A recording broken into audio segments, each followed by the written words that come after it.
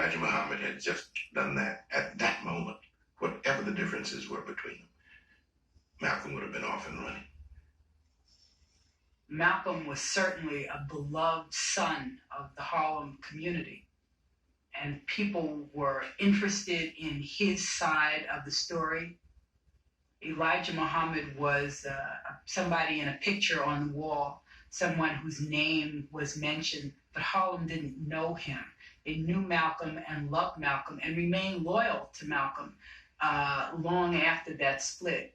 So what you and I have got to do is get involved. You and I have to be right there breathing down their throat.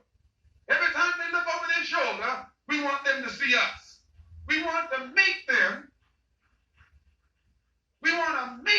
pass the strongest civil rights bill they ever passed. Because we know even after they pass it, they can't enforce it. In order to do this, we're starting a voters registration drive. You have to get everybody in Harlem registered. Not as Democrats or Republicans, but registered as independents. If you don't have the sense of responsibility to get registered, we'll move you out of town.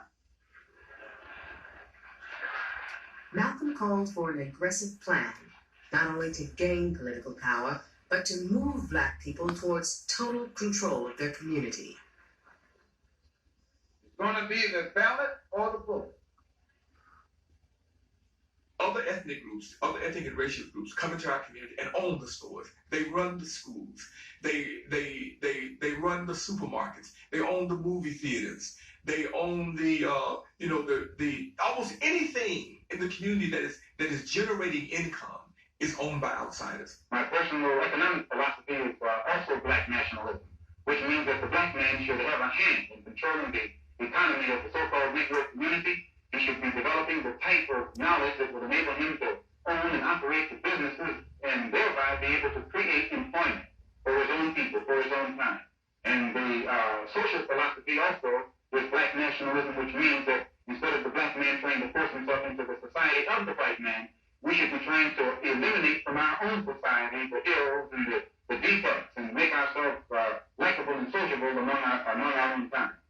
Malcolm's whole agenda was different. He was about total independence. He was about self-determination, self-reliance, self-defense when necessary. And, of course, he was still fighting for the same thing that the others were, for justice. And so I felt Malcolm is the person I want to follow. The growing popularity of Malcolm's new movement